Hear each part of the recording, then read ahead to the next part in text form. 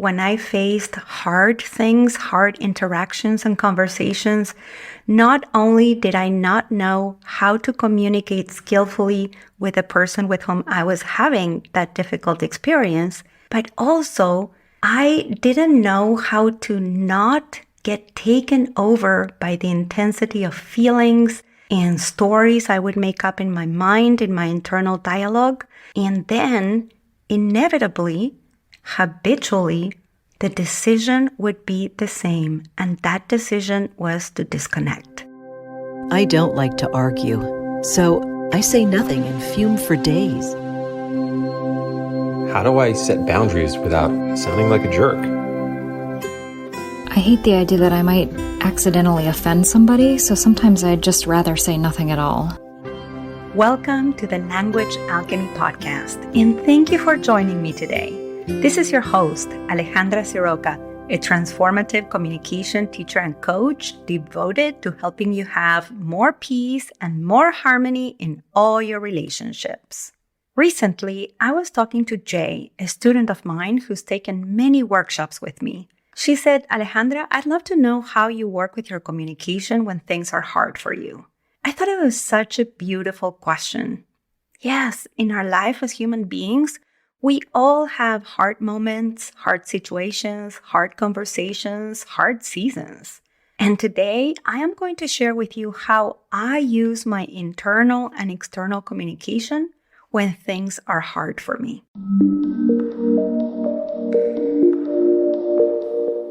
I want to start with a hard interaction that happened when I was not very aware of my communication and I didn't really have many inner resources. I want to share this with you because I'd love for you to know that if this resonates with you, with your experience, and you find yourself saying to yourself that you are not having inner resources or a lot of awareness about how your communication impacts your life and relationships, I hope my first story lets you know that you are perfectly human, and I also hope this first story inspires you to learn more, just like I learned more. So let's go to the first story. I was at a dinner with family friends. Somehow we started talking about energy, about fossil fuels versus renewable energy. And then we started talking about consumerism. I don't really remember exactly how it happened. As I said, this happened a long time ago. But the people at the dinner were saying that climate change did not exist, that it was a fantasy, that renewable energy was a utopian dream, and that it didn't matter what happened to the future of our planet because we were all going to be dead by then. And they also said that our planet was for us humans to use as we pleased and for our own benefit and reward. What I remember from that experience is that I was trying to respond defensively and hold on to whatever argument I could have. I remember desperately trying to convince them that the future of the planet mattered, even if we were going to be dead. I remember their faces laughing. I remember feeling so small. I remember thinking that these were horrible people and questioning in my mind about why they were friends of our family. Then I remember shutting down, and I'm almost certain I engaged in overeating at that dinner.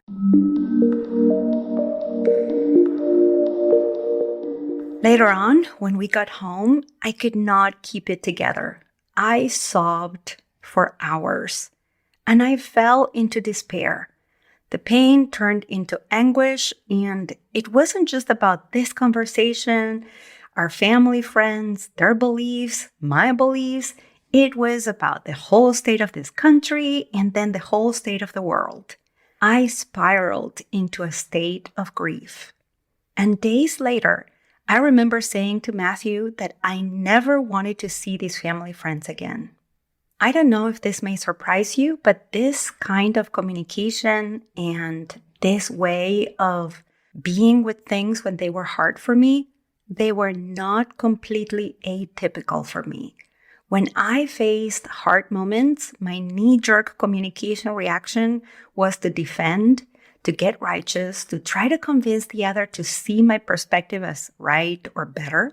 And if I couldn't accomplish that, then I would shut down until maybe I could get to some place that felt safe to me, to cry, to make the story and the feelings more intense, until at some point I would collapse from so much crying and make some kind of black and white decision that often included taking distance. As you can see, when I faced hard things, hard interactions and conversations, not only did I not know how to communicate skillfully with the person with whom I was having that difficult experience, but also I didn't know how to not get taken over by the intensity of feelings and stories I would make up in my mind, in my internal dialogue. And then, inevitably, habitually, the decision would be the same. And that decision was to disconnect. Disconnect from everything, from the other person, and also disconnect from myself by trying to do something that would offer me some kind of distraction from this difficult interaction. I feel tender sharing this with you, and at the same time, I feel a sweet sense of compassion telling you how little capacity I had to communicate when things were hard for me. I know that the way I used to communicate and the way I used to be with hard situations was perfectly human, and it was also completely habitual. Now let's fast forward and let me share about a more recent experience that's present with me that I shared with Jay, my student who asked me the question. I was at a fundraiser event for an anti-racist organization I support. I was really excited about the work of the organization and what I was learning with them, and I invited friends to come to this event with me. At the end of the event, I wanted someone to take a picture of us for me to share that picture later with my friends. A Black woman who worked in this anti-racist organization was nearby, so I asked her to take the picture. The woman seemed uncomfortable, but she took the picture anyway. When I got home, I wondered why the woman who took the picture looked so uncomfortable. So what I did was that I used observational language in my internal dialogue to recall the moment. So I said to myself something like this. I was with a group of friends. We were all smiling. I took my phone out. I looked for someone to take a picture. I saw this woman and I called her. Oh, and I used the wrong name. I had used a name for her that belonged to another Black woman who also worked in this anti-racist organization. When I realized what had happened, I felt nauseous. I had perpetuated a racist behavior in communication. You most likely know that people of color are usually misnamed and called names that belong to another person of color. I knew not only how disrespectful this had been, but also how hurtful this was, especially because of the context. I was at a fundraising event for an anti-racist organization, and I have just perpetuated racist behavior. I also knew how hurtful it was because I've had this happen to me several times, but not with the frequency I hear Black folks talking about this very experience. I knew that when I called her by the wrong name, what I was communicating was, I'm not seeing you as an individual, but as a member of a group who's different from me. That was hard. And when things are hard for me, I learned to use observational language in my internal dialogue. What I mean is that I recall the difficult interaction by using language that could be seen through the lens of a camera. Observational language allows me to be neutral. And with observational language, I'm not making things better or worse than they were. I'm not adding any meaning. I'm not judging the other person or myself as bad or wrong. So observational language allows me to consider the situation with clarity and neutrality. When I don't use observational language in my internal dialogue to recall what's hard, it's much easier to get hooked by reactive communication habits, like in the first story I told you about. When I had the experience I told you in my first story, I didn't even know what observational language was.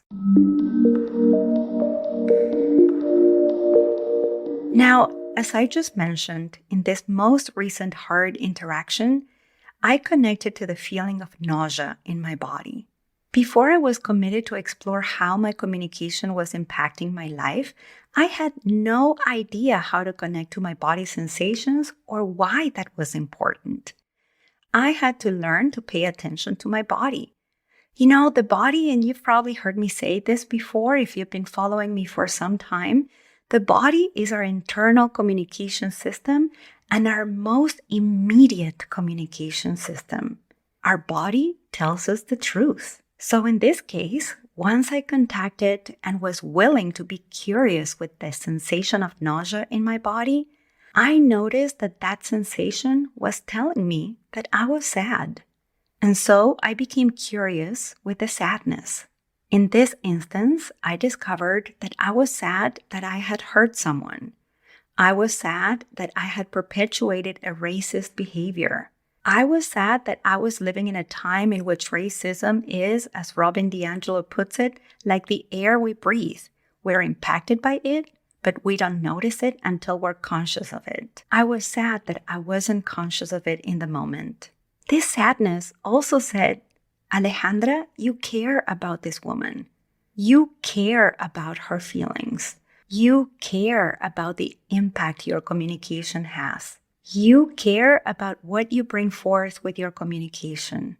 And so I noticed that what I wanted to bring forth with my communication, especially in that situation, was peace, love, reconciliation, awareness, bravery, and equity.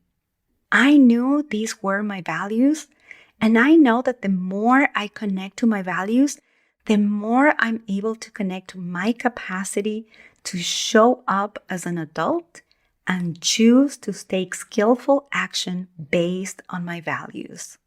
In this case, skillful action was communicating to this woman and to the director of the organization so that the director could offer a space for this woman to share about her experience or to find ways to support her. First, I communicated to the woman I hurt. As I said, I knew it was important to communicate skillfully. So when I offered my sincere apology, my main message was to let her know that I knew my action had hurt her, that I saw the discomfort on her face, that I thought I understood why, and that I wanted to open up a safe space for her to let me know how my unconscious racist action had impacted her. I also let her know that if she was willing to talk, I would listen, and that she would not have to endure any explanations about why this happened. In the past, when I had a hard interaction in which I hurt someone, I would say something like, I'm sorry, and then I would try to convince the other person that I was a good person or that I had good intentions or that I didn't have any intentions to hurt the other person. In my years of studying communication, I've learned to move away from this way of apologizing, which puts the burden on the person I've hurt. If you'd like me to record a podcast episode on conscious apology, I'm happy to do that. If you're on my mailing list, you can email me or you can go to languagealchemy.com/podcast question and send me a voice message there. I will add that link in the show notes. And after I emailed an apology to the woman I hurt, I also emailed the director of the organization to let them know what had happened at the event. And I made myself available for dialogue to hear how my behavior had impacted the director, the staff, or the organization. If you're wondering why I did this via email, I did it because that's how we had communicated in the past. And I also made myself available for a phone conversation or an in-person meeting. And as you can see, all this took work. Yes, transformative communication does take work. But before we can take on all this work of transformative communication, what we need to tap into is a sense of openness and humility to learn. When we have that sense of openness and humility to learn, that's when we are more able to admit when we make mistakes and then to have the skills to repair the bond of connection when that is necessary. As I like to say, I was not born knowing how to communicate in this way. I learned. It's taken years, and I will be learning for the rest of my life because for as long as I'm alive, I will encounter new conversations, new difficult interactions, new hard moments that will need my attention, my openness, my humility, and my skillful communication.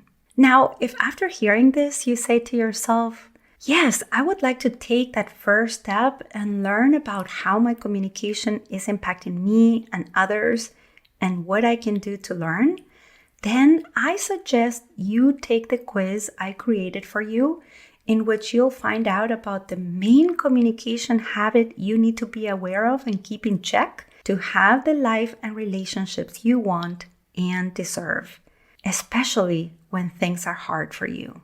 You can find the quiz by going to languagealchemy.com/quiz.